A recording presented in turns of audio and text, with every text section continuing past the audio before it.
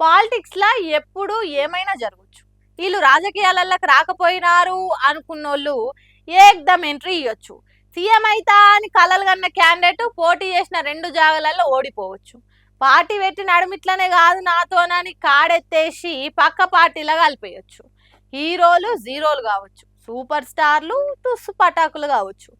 అట్లనే అసలు వీళ్ళకి పాలిటిక్స్‌తోని సంబంధమే లేదు అన్నోళ్ళు కూడా రప్పున రాజకీయాలలోకి రావచ్చు. ఇగో ఈ ముచ్చట లెక్కనే. ఓ దిక్కు దళపతి విజయ్ కొత్త సీఎంగా పాలనని పరుగులు పెట్టిస్తూట దూసుకుపోతున్నాడు. ఫ్యామిలీ పంచాదులున్నా కూడా పట్టించుకోకుండా, మనసుకు తీసుకోకుండా, పబ్లిక్ కోసం పని చేసుకుంటా పథకాల మీద నజర్ పెడుతున్నాడు. అయితే పనితీరుతోని ఎంత పేరు తెచ్చుకున్నా గానీ అప్పుడప్పుడు ఏదో ఓ పంచాయత్తోని మీదికెళ్ళి మిక్స్డ్ టాకు తెప్పించుకుంటున్నాడు.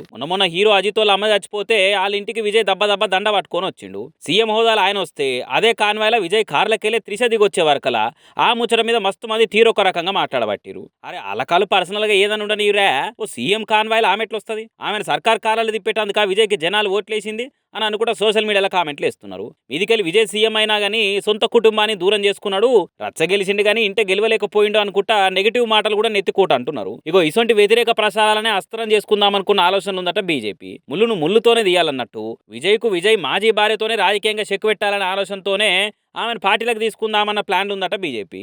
అందుకే నిన్నయాల అరవ రాజకీయాలలో పెద్ద గొవ్వలు అరవకుంటే చెప్పకున్నా గానీ గట్టిగా నేను వస్తున్న టాక్ ప్రకారం అయితే విజయ్ ఎక్స్ వైఫ్ సంగీత బీజేపీలో జరగబోతున్నదని. బీజేపీలోనో ప్రముఖ నటి సంగీతను పార్టీలకు పట్టుకొచ్చి కమలం కన్వాగా అప్పించేందుకు విశ్వ ప్రయత్నాలు చేస్తుందన్న మాట కూడా వినొస్తుండే వరకలా ఈ గాసిప్పులకు కాంప్లాన్ దాపించినట్టే ఇంకింత గట్టిగైన వార్తలు. ఇక మొన్నమొన్నటి దాకరేమో త్రిషనే పాలిటిక్స్ లకు వస్తుంది, విజయ్ ఇడిచిపెట్టుకున్న తిరుచి ఈస్ట్ సీట్కి వెళ్ళి పోటీ చేస్తుంది అని అనుకుంటా మస్తు పుకార్లు వచ్చినాయి. కానీ నిన్నయాల అసొంటిది ఏం లేదని క్లారిటీ వచ్చే వరకలా ఆ ప్రచారం పల్సగైపోయింది.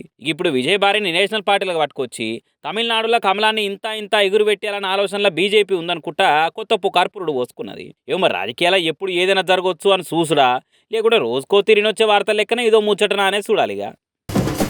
మీకు ఈ ముచ్చట తెలుసానులా ఈడ పైసలు చల్లుతురట.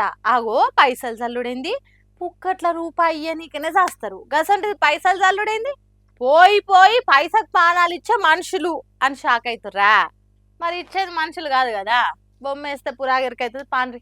కోతి శాస్త్రాలు చేయకు అంటారు. కానీ ఈ కోతిని చూసినాక అసొంటి శాస్త్రాలు చేస్తే మెచ్చుకొని మెడలేసుకుంటారు కావచ్చు. హాగో చెట్టు మీదకెళ్ళే ఒక కాగితాలు రాలుతున్నాయి. ఉత్త కాగితాలు అయితే ఇంతమంది ఎగబడరు. కొంపదీసి అవి పైసలు కావు కదా అని అంటే మీరు నమ్మినా నమ్మకపోయినా 100% కడక్ నోట్లే అవి. మరి గట్ల రాలుతున్నాయి ఏంది అంటే, ఉత్తరప్రదేశ్ లో ఆస్తి రిజిస్ట్రేషన్ కోసం ఒక ఆయన 2 లక్షలు బ్యాగ్ లో పెట్టుకొని వస్తుంటే మరి ఆ కోతాన్లు ఏమున్నాయి అనుకుందో ఏం పాడో గాని లటుక్కున ఆ బ్యాగ్ ఎత్తుకొని చెట్టు ఎక్కిందట.